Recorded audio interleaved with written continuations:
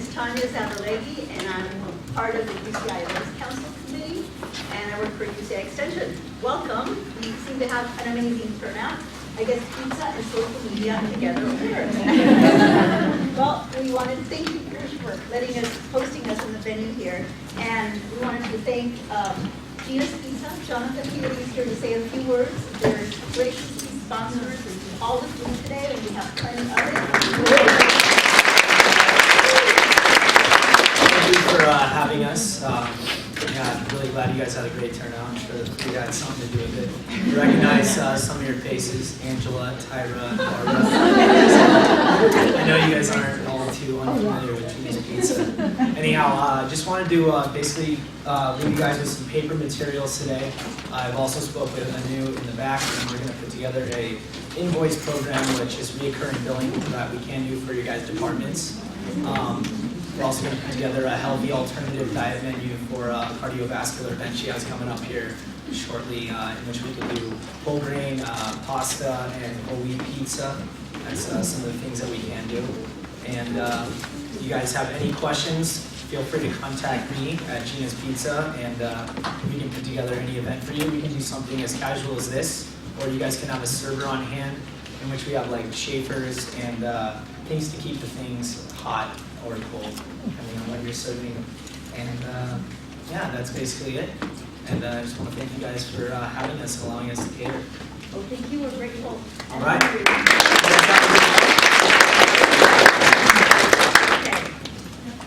All right. So now just a few housekeeping items to go through.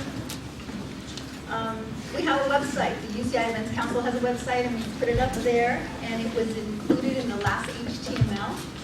So please visit. We have all of our past events and some pictures, and wanted to thank Yvonne Martinez-Shepard, one of our committee members, who put the website up. And then, I don't know if any of you are wondering that we have a camera back there. We are recording this event through our UCI Open Courseware Consortium, and I don't know if you know what that is, and I won't bore you. This is a free, open, digital publication, university-level education material. So what does that mean? Is you can go, anybody can go online and get education for free. So no certificate, no degree, but we have anything that you want up there. You have conferences, talks, classes from UCI and from other universities across the world, and now we're going to have our UCI Events Council meetings on there as well. We'll have a link to the presentation for today later on, and we'll make it when it's available to us. From here forward, we have another announcement that we're going to be doing quarterly formats for our UCI Events Council's meetings, so we'll have it just 4 times a year. The next one is going to be on May 16th. And it's event case studies, and we put that up on the board as well. We are possibly hosting an event vendor fair in the fall with a real big emphasis on possibly, so we'll see how that goes. We're working on developing an internal listserv for us. I spoke to them actually today and got a lot of information, so as soon as we have that, we'll try to communicate with each other and answer questions and try to set that up. The other goal is to have an all-inclusive calendar system for us. So if you have any volunteers to help us, we'd love for you to join us. Contact any of the committee members. You can go on the website. It has the committee's contact name and email, and welcome. Let's see, last few things. Please silence your cell phones. Please note the trash locations and help us put things away. We'll have to clean up the room after we're finished.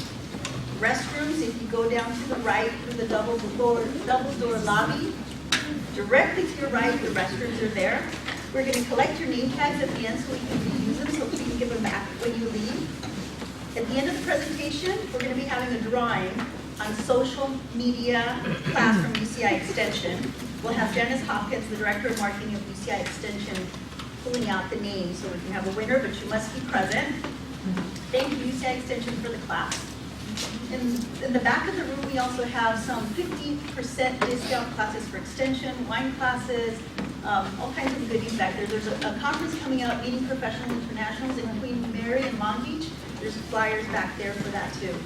Okay, now our speaker, Sherry Main. We're excited, happy that you're here.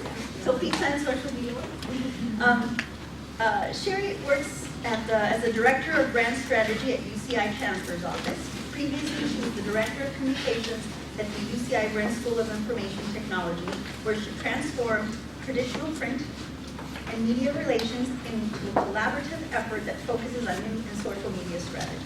At the end of February, Sherry also spoke at the 4th Academic Event Professional Conference in Phoenix. And among many other things, she serves on the marketing board as marketing board member for Girls Inc. of Orange County. Please help me welcome Sherry.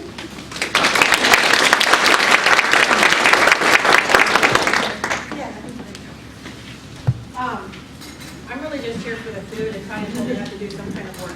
This is my work. As Connie said, I have been on campus in various roles. I started in undergraduate admissions about 9 years ago, doing communications and marketing there, and then transitioned through biosci, physical science, most recently ICS, and now in the Chancellor's Office. I've only been there for about 5 months, 4 or 5 months. So my stint there hasn't really covered social media, but what I want to get into is going to be talking about how I brought traditional print media into media operations, into social media operations, and how we incorporated that into some of our larger events. I gave the same talk at the Academic Events Professional Conference in January in Phoenix, Arizona. But since I got with it, I scared a lot of people, so I hope I don't scare you.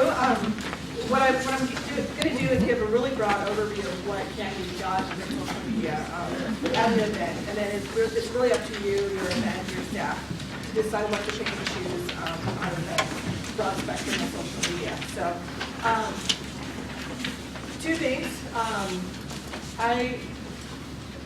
I want this to be a conversation, so if you have questions, feel free to raise hands. We'll have time for a Q&A, but as I'm going through, if there's something that you want to ask about, that I'm talking about, feel free to raise your hand. And the other thing is, I'll show this, I'll explain hashtags later, but for those of you who do know Twitter and know hashtags and you want to ask questions this way, I'm going to keep my Twitter feed open here, and we're using the hashtag UCIEC for UC Irvine Events Council. You've seen Allison's already made a comment. And make genius pizza, but feel free to talk amongst yourselves on here too. I'll keep this open so you can see the stream as long as I'm talking.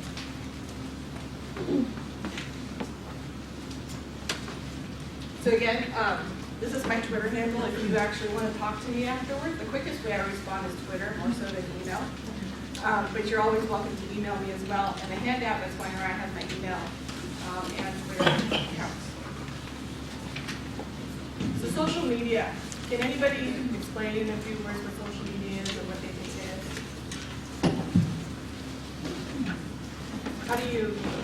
How many of you use social media? There are a few people. Do you use it for fun, work?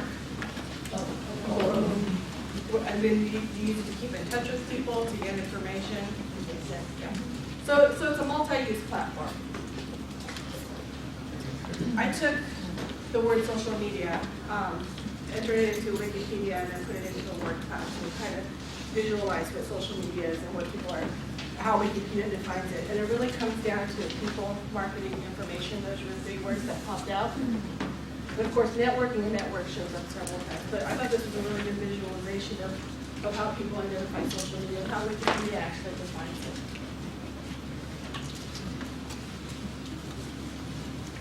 This is a quote that I really like to refer to when I'm talking about social media marketing and communications. Sherry, Yes. excuse me, can you speak up? It's hard to hear in the back. Sure. Okay. Thank you. So this is a quote that I like to refer to when talking about marketing, communications, social media, and particularly to events too. So if a story is not about the hearer, you will not listen. And I here make a rule: a great and lasting story is about everyone or will not last. The strange and foreign is not interesting, only the deeply personal and familiar. So how do you take an event that is for anywhere from 20 people to 500 people and make that a personal event to them and a personal experience? You want each and every person to be connected into your event, right? You want them to take away something different than what somebody else will, but you can only put one single event on. You can't put 500 events on for 500 individuals. So that's kind of what this quote is about. Does anybody recognize this quote? Or who said it? It's John Steinbeck from East of Eden.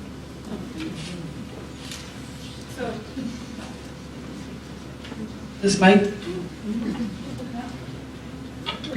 Okay, can everyone hear me better? Yes. Okay.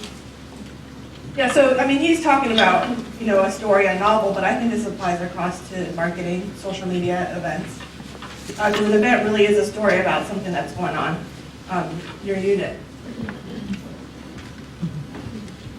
And so how do you talk to people when you're talking to an event? How do you have conversations, whether, you know, I'm up here presenting, or you're at an event where there's a conference and roundtables? How typically do you manage those conversations? They're probably usually one way, right? It's a talking head looking out to somebody, and then maybe you have a Q&A, but that's a continuous one way back and forth. It's not a real-time conversation. Social media lets you have multiple conversations at the same time. It also lets you filter what conversations you want to listen to. It also lets you engage with people way beforehand and way after, too. And so that's the beauty of social media within events. Americans are on the web daily. What percent of Americans do you think are on the web? 80? 90. 90. 80 is close. 77. And I want to say that's probably because the young kids and, you know, the older demographic probably aren't on there. That's where the 23% that we're missing is. Of these 77% Americans who are on the web daily, time spent on social networks. Anybody have any guess what percent of their time? 50, 75. You guys are talking from personal experience, 75%? 23%. Yeah, and I'll show you the breakdown later. But it's still a good chunk. It's a quarter of your time that you're spending online. You know, and online includes anything from doing research, checking your email, going shopping. Time spent on Facebook. Of the 23% that's spent in social networks, what percent? 75. 75? 85%. So Facebook definitely has the biggest market share in the social media realm. And so it's something that you cannot ignore. We'll go into some of the other platforms, but this is the one place that you should definitely be focusing on when it comes to events and social media management. So this visual, it's not very clear, but you can see the breakdown of if you were to break your whole web time online into 1 hour, it breaks into social networks, some games, emails. I think others include like research, reading your news, things like that. So it's a good chunk of time that people spend online. And then the newest realm that we want to make sure that we include in thinking about social media is mobile web and mobile applications. And so I know I have my iPhone and I'm tweeting from my iPhone and having conversations. So that's something not to be ignored. The 6 areas that I'm going to focus on today are Facebook, Twitter, the RSS logo is meant to be for blogs, YouTube, Flickr, and LinkedIn. What's common about these 6 platforms? Sharing? Social. The biggest benefit, They're free. right, it's free. It's no cost to you. There is cost to managing it as far as time and personnel, but when you think about how much time that you're spending to produce printed publication, for example, and the cost that it takes to mail that out, when you're mailing it out to 10,000 people, a brochure to 10,000 people, this, you know, your reach here is infinite, especially if your community is very social and they talk amongst each other. They'll retweet you or repost your Facebook and you don't know, you know, you'll never clearly understand the grasp, but you can see what sort of impression that your interactions get, and I'll show you that in a bit. So low barriers to entry. So that's why considering social media for your event management is it's probably your #1 reason to consider it. It's customizable. You make it what you want it to be, whatever experience you want it to be for your audience. It's an ongoing dialogue. Like I say, you can start marketing your event 6 months out and soliciting people's input towards your event. then you can also wrap up the event and have the conversation keep going for months, potentially years, depending on what the platform is and the event is. You can even connect your events from year to year using social media. And crowdsourcing. This is my favorite part about social media, is that you don't have to do the work yourself. In fact, if you set up a community that's social enough and you have the framework for a network, they can do all the work for you. So they can be your marketers, they can be your content providers, they can be your photographers and event cover, your videographers at an event. Does anybody have any questions so far? Okay. So we'll talk about steps in using social media for an event. First thing is to start listening. So I talked about setting up a social network and using it to plan your event. 6 months out, 4 months out. What you want to be doing now, before your next, even if you don't have an event on your calendar plan, is to create your social network so that it's there. So you're kind of buying the goodwill right now that you're going to need to use in the future for your event. So start listening to what your community is talking about.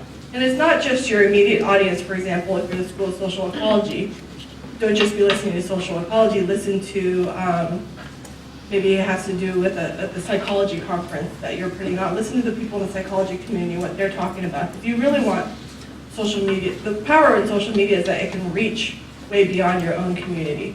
And it can become a marketing publicity piece for you. So listen to things that are relevant to your school, not just the people that are within your school. Really grow your community. Promotion and response vehicles. So this is where Facebook and Twitter really comes in. Once you start using, and I'll show you examples, I'll kind of go over these steps and show you examples of how we did it at the Friends School.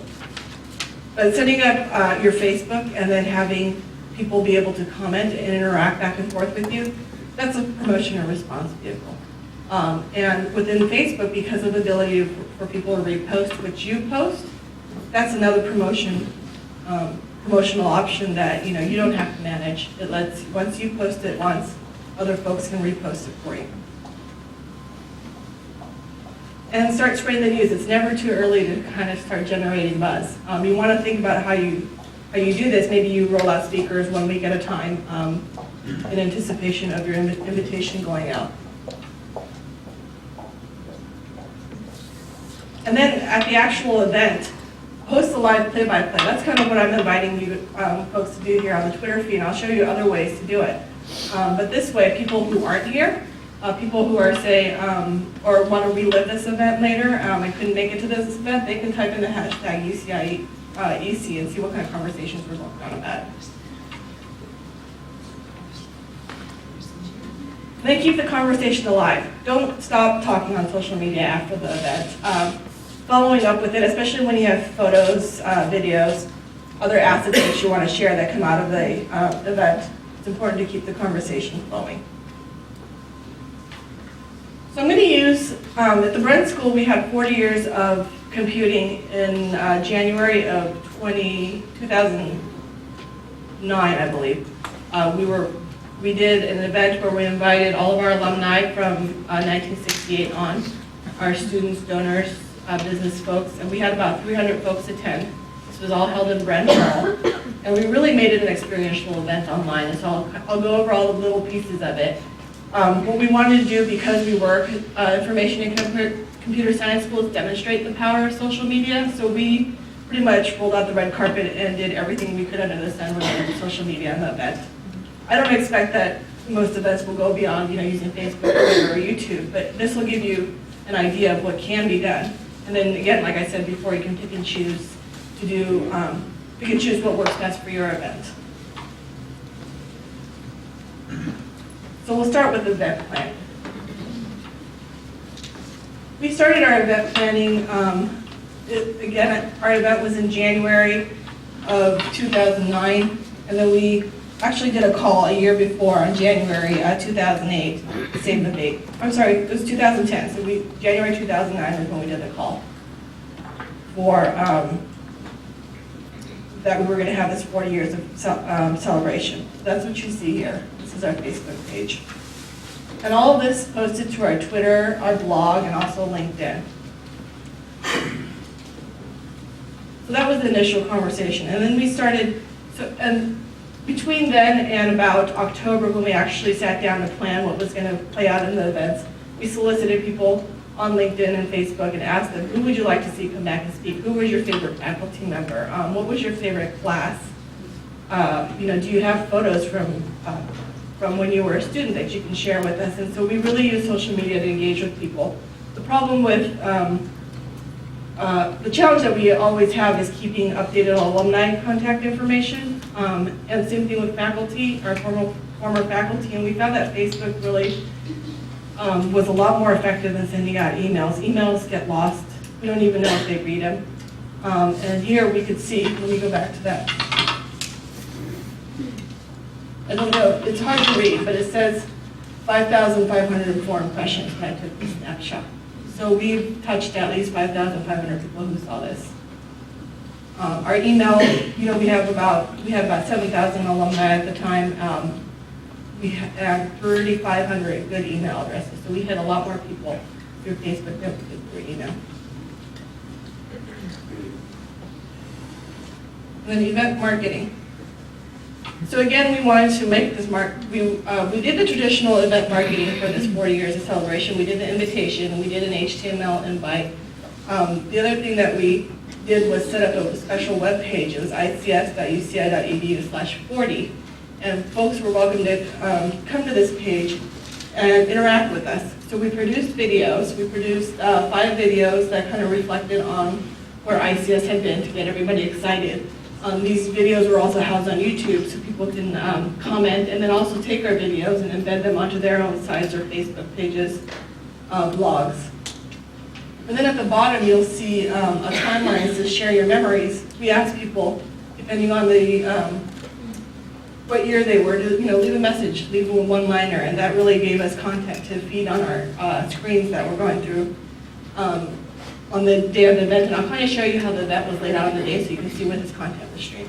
Now, would you let that just push live, or did you have some editing first and sort of making We sure did. That's a good question. We did edit. We didn't, we monitored it and pushed it pretty instantly, but there wasn't anything that we needed to really control. It turned out, yeah, but we did monitor it.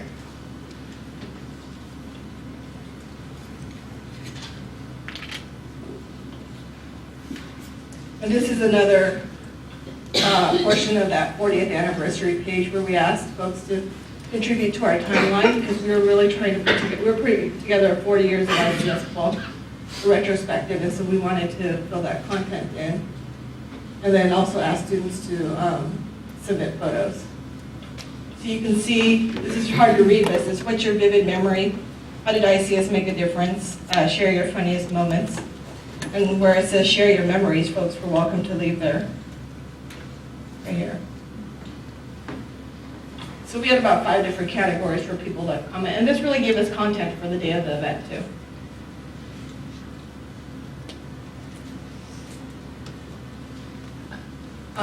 And then again, Facebook, you can see, we invited folks, and we actually friended a lot of our speakers. John Seeley Brown, who is actually also a business school speaker. A lot of you folks may have heard him speak on campus before. But by friending the individual speakers, we were able to tag them. And we also had our alumni folks spread the news for us. So Cynthia is the alumni lead for the ICS chapter. And then event execution. I think this is where most of your interests and questions might come from. So feel free to stop me with questions as I go through and talk about the details, because I tend to gloss over a lot of it because I know what I'm talking about. But if something doesn't make sense, please definitely let me know. So this was our 40th event. Kristen Hirth, who many of you probably know, was actually the event planner. I worked very closely with her in getting all the communications and marketing out for the event. How many of you have been in Brent Hall or are familiar with the layout? Okay, so if you walk into Brent Hall, we have about 27 flat screens that are throughout the building. We utilize those flat screens that you see on the left to feed live Twitter feeds and also the videos that we had produced and any of the comments that had been submitted through our through our 40th anniversary website. And so people, that's how we hold our content. We didn't have to do too much research ourselves because a lot of that content fed into us. And then all our 27 screens were populated with different content. You can go around and interact with it.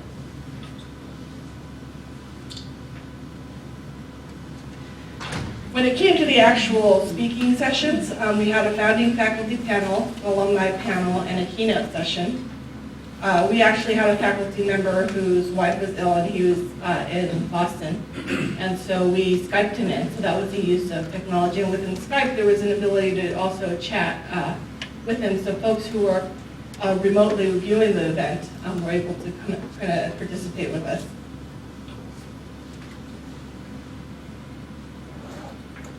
Then, of course, back to Facebook, Twitter, our blog, and LinkedIn, we had live feeds going on covering. It took, what was going on, and we invited folks. You'll see, I'll talk about Ustream in a bit, but we had streamed our event live, and so we had international folks. We had about 40 people from across the globe logging in to watch our event and then chatting with us, and the way we promoted that was also on our Facebook, Twitter, blog, and LinkedIn.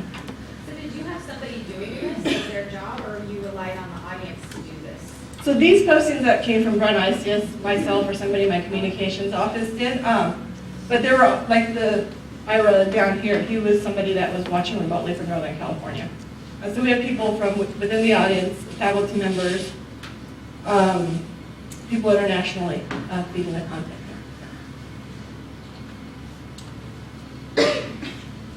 This screenshot actually isn't from our event, but this is kind of what we did with the hashtag. So does everybody know what a hashtag is? Yeah. Within Twitter? Okay.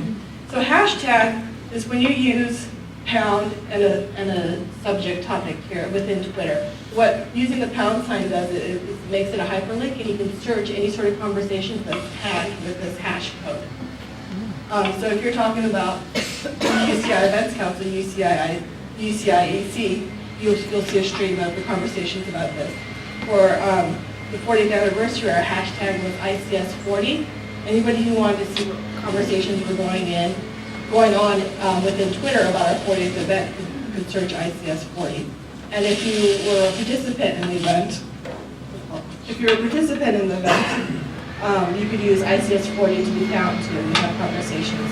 And if you wanted to talk with the Brent School, which was pretty much myself and two other communications contacts monitoring UCI Brent ICS, you could also talk directly with UCI Brent ICS. And we had some folks asking us questions about, anything from parking, where the parking was, to UCI Brent ICS, and telling us that we had the best cookies at the event. So, it's not all necessarily just about the event and the speakers, but it really made the event social because one professor said you really love the cookies, and somebody said where.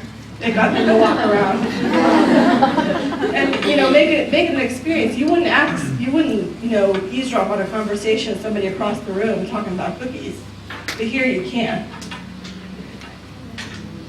Sherry, Yes. how do you create the hash mark? How do you create that? All you have to do is when you're in Twitter, just type it in as part of your tweet.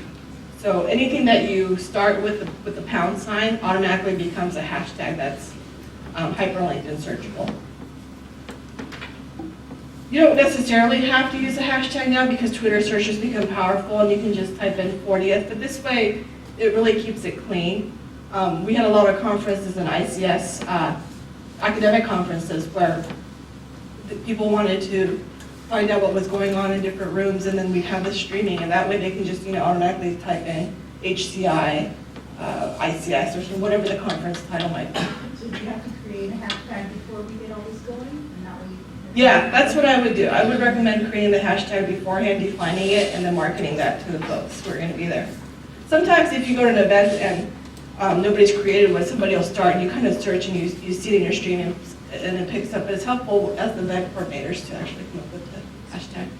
If you're the creator of the hashtag, when you filter through the kind of comments that you're getting with the hashtag, so if you're working with students and you don't really know the kind of comments you're going to get, can you delete them or make sure that someone... You cannot delete. That's the one thing about social. You can delete your own social media content. You can't delete somebody else's. So this goes into reputation management then. It's, somebody says cookies were awful. they tasted like the bottom of the toilet or something like that. You have to manage it. You respond and say, I'm so sorry. Have you tried our shrimp cocktails? You really want to make it. So there's two reasons you want to do that. One, you don't want somebody to bash and then somebody else to pick up on that and keep building on that. And the other ones, you want to let them know that you're listening. The whole point of social media is two-way conversation, and one of the big mistakes that's made, I think, is you create these hashtags because you want your community to just talk amongst themselves, but then the organizers forget to go back and monitor what the conversations are going. So if something's going horribly wrong, it's a good way to find out that it is. Somebody might be complaining about parking. You don't know because you're running the event, you're running around, or you're doing the communications. But if you have somebody monitoring this for you and say, oh, there was an accident with the valet, or whatever, you can jump on it in management and be proactive about it. So that's another good use. That's a good question.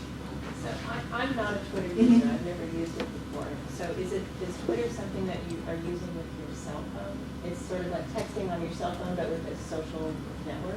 Not necessarily. A lot of people use it from their desk as well on their computer. You can go to the Twitter website. There are a lot of third-party Twitter applications that you can download too. I use an application called TweetDeck on my computer, and I have it kind of open on the bottom of my right side of my screen so I can see conversations going on. And so I always had that open in at the Bren School because if somebody used at UCI Bren ICS or a hashtag that was going on about our conversations, I could see it come up real time. So for events, you really want to be engaged in the Twitter conversation, in the Twitter stream. Otherwise, if you're just a normal Twitter user, you go in and read whatever, kind of like your Facebook, whatever's at the top of your feed, you'll see that and then move on. Is it immediate, does it come up immediately? Because I'm watching these and your comment about off to talk with UCI Events was an hour ago. Right, and so there's actually only been, thank you, Alice, for conversing with me online. But yeah, when you have an event with 500 people and you've got 100 people tweeting, yeah, this will be real time. Is this coming up real time for you, Alice? Yeah, like a couple minutes. Okay, so it might be a minute or two delay. Okay. Yeah.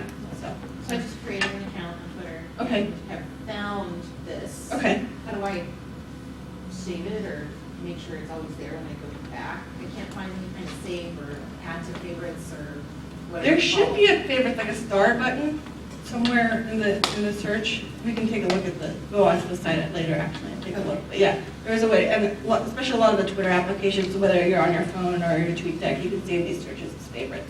You can also, the beauty of Twitter is any sort of stream is also delivered as RSS streams or RSS feeds, so you can always RSS it into your whatever RSS reader you use. What's RSS? Real simple syndication. So it's a way of pulling news into a reader that you have like Google or Yahoo on your account and feeding your custom content to it. So for example, LA Times has several RSS feeds, whether it's entertainment, world, business, and you choose a section that you want that feed to come to you. And you can subscribe to RSS feeds by email, but it syndicates whatever content you want. You select what you want to come to your inbox or Twitter or however you consume your information. That makes sense. Any other questions? Oh, look, Jeff did it. Did that come up instantly or? About 30 seconds. 30 seconds, yeah. So it's real time. So if you're at a conference and there's not enough seating or you want to go outside and chat with somebody, that's a good way to still be engaged because when you have the screens out there, you can see what's going on. Oh, so-and-so's coming up to speak, and let me run back into the session. And so the other thing that we did that I mentioned is we stream this on Ustream. Is everybody familiar with Ustream? No. It's like YouTube, but it's real time. So you can stream content real time. That's what we did here. Right now, we don't have anything streaming from the Bren ICS Ustream. But what's so great about Ustream is it incorporates the live conversations that are going on too. And so that's what the right side is. It incorporates Twitter, Facebook, AIM, and MySpace. And anything that people post here on Ustream ends up on their Facebook or Twitter page, so that you get that much more exposure from the content that's here. So Ustream is a very social video live streaming page. And that's free as well? And that's free as well. So everything I'm showing you here is free.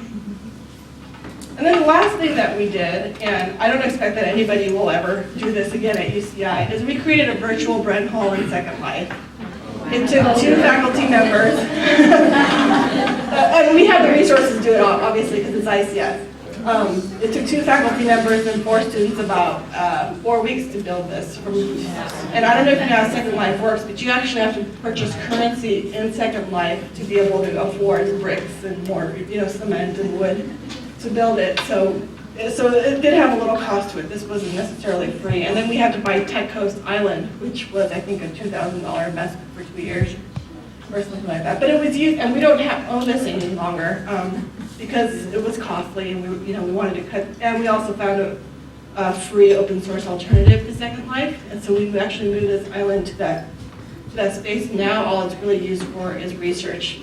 But what was great about it was if you couldn't be at our event and you still wanted to participate in the event as you were there, you could fly through Brent Hall. In Second Life, you create an avatar, you create a character.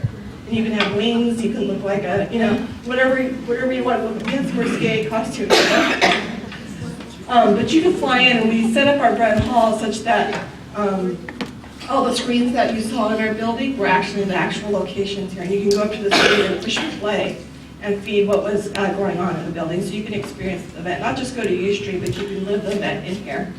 And we had RFID name tags at that event, and so as crowds of people moved around in our actual building, you could see that swarm going around in here too.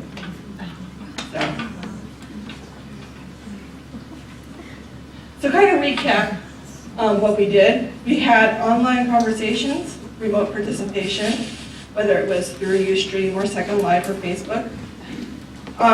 Social media at an event allows you to have parallel discussions, question and answer sessions, and sharing and archiving. Like I said, all this stuff is, as long as nobody deletes it, kind of there forever. And even if you do delete it, there's a lot of this social media kind of stays within search engine industry, so you'll be able to find it. An event follow-up. We had a lot of people with their phones tweeting, taking pictures, taking videos.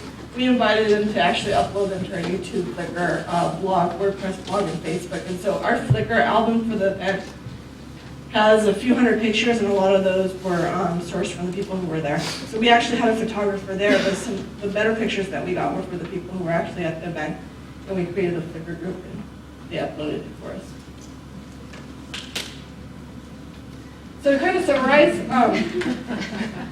listen to the conversation, engage with the community, prompt conversations, this is why I like having this, it's like seeing into people's heads, right? Engage the virtual audience, virtualize the live audience, and then sustain the conversation and community. I'll also make this available on the web. So of course I can't leave without giving you homework. So start listening. If you have your social media pages, make sure you're using them effectively so that you're listening to your community and what it is that they want. Because you can be pushing out as much as you want, but if it's not the stuff that they want, they're not going to engage back. Develop your organizational and event brand that kind of goes across all these platforms. And then find your niche in that World Wide Web. Like I said, for social ecology, maybe they have a conference coming up that's about psychology, so you really want to start creating a buzz there. And build your reputation and network. The more quality content that you're pushing, the better reputation that you're going to build, and then your network automatically kind of grows with that. And good luck. I don't know if you can read this as a baseball player. You say, hard to read from there. He's on the, says, "Hi fans, I'm at bat between ninth bases loaded more." It's hard for me to read him. He's tweeting from the baseball field as he's pitching. So there's the event and social media together right there. Does anybody have questions? I know this is a lot. In regards to Ustream, can you charge, like you're charging people to attend your event, can you charge because of view from outside? You cannot. Ustream is a free platform. Yeah, you can likely put it No, not through, if you wanted to do a stream through your own streaming server and you have that capability, you can probably put it behind a firewall, have people log in, but Ustream is a public and open platform. And so you'll actually see a lot of events like the TED conferences that are really big right now, or even I think White House has a Ustream page where you can go and look at press conferences and things like that. For UCI Events Council, how would you suggest we network, social network among ourselves? Is Facebook a good option, or what would you suggest since it's an internal group at UCI? That's a good question. I heard a couple other people ask that about their various committees on campus.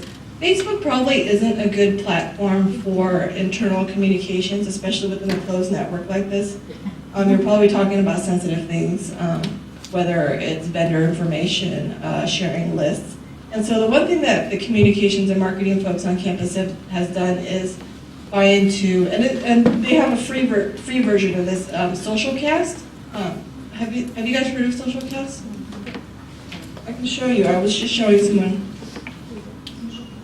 earlier. SocialCast was actually developed by a Mirage School alum and his wife. And so it's a very UCI homegrown product, but they've since moved up to Silicon Valley and have clients like Philips and Honda and Toyota, and creating social networks internally. And so SocialCast, this is my page, but it works very much like Facebook. You can see that people are posting that. Apparently I've been posting a lot, but you can see people's streams. Oh, this is my page, that's why. But here, we're talking amongst our communicators on campus. And then if you have subgroups, we also have, for example, brand research committee. We have a committee-only social room within SocialCast. So it's a closed network. It works very much like Facebook or LinkedIn. And the beauty of this SocialCast is you can also upload documents. So we share documents here. We don't email them to each other anymore because it just kind of bombards our email. And then here, this way we have an archive. So. Do you know how successful print pieces with QR codes have been? I know it's kind of trendy, but I don't necessarily see them being that effective in theory. Does everybody know what Jeff's talking about? QR codes. QR stands for quick response. And you've probably seen it around. It's on the handout that I passed out, but it's those square, funky looking barcodes. And the way that you use them is you put them on a print piece, or you can even have them at events, outside different rooms. That's another way to use them is, you have room signage, have the QR code. People can take a picture of that QR code on their phone, and then it gives you information of what's going on related to that event or room. But I don't know. It's very big in Europe and Asia. It's just starting to take off here. I haven't seen very much use of it. I see it a lot more in products. And TV programs I've seen a lot on. But I think it's, if you have a very high-tech audience, for example, if you're doing a high-tech sort of conference, it's a great way to pass out information. And, for example, if you put together a postcard invite and you can't fit everything you want, just put a QR code and have that QR code feed to a website for more information. That way, you're not even having to put a URL. You just take a picture of that. So it works very much like a barcode, and most smartphones have a QR reader now. The next career fair come up around this Oh, good. Michelle said the career fair is using that, so it's a great way for students. Employers, okay. So it's a great way for students to get information without handing out flyers. So. The art, okay, yeah. So, anybody else? Sure. After you. Yes. When you're talking about Ustream, you may have said this is the archive? Ustream does archive, so you can go back and watch. Yeah, it does archive. The quality isn't that good, so if you want to really videotape your event, you probably want a separate videographer. We did that. We had a cameraman with an HD and then a camera for Ustream. Yeah. With a lot of our groups, at least as far as advancement goes, I think a lot of our donors are skewed a little older. What do you find with this type of thing, doing hard copy invitations versus electronic? I mean, are you having the same kind of response? We always run into this challenge that we always have to do hard copy because there's people out there who just don't have this technology or the ability. Yeah. They're scared or whatever, it didn't displace our print invitations, or, you know, but we definitely printed a lot less materials. And because we had the benefits of having the flat screens in Bren Hall, we didn't have to have flyers. People can just kind of come back and take a look at the screen. So it reduced costs in that way. But it also brings in a whole new level of engagement, because people who are out there just kind of looking at the public Twitter stream, not even knowing what you're talking about, or maybe you type in events council and they're looking for an events council at University of Virginia and they see this conversation going on. You know, it may link them back to you, and otherwise you never would have linked. And so it's really about creating opportunities too. What's your experience with like RSVPs when you're creating like an event on Facebook in terms of, because our department did one and we had actually a very good RSVP list, and then in terms of like what actually translated to people showing up, it was very different. Facebook, yeah, I don't think people who RSVP on Facebook will just say yes and not actually show up. That's probably the experience that you had. We still created our own RSVP tool online and asked people to RSVP. The benefit of having that Facebook tool is when somebody RSVPs there, it actually helps you get the message out. I wouldn't use the Facebook calendar RSVP tool as the one source that you want to rely on, but it's a great way to post an event and have it, you know, have your impressions shared with other folks. So I know we're limited on time, so I will stick around. Oh, is there one more question? Okay. I'll stick around afterwards and be free to answer questions, and you can, of course, always tweet me or email me to answer questions. But turn it over to Jessica.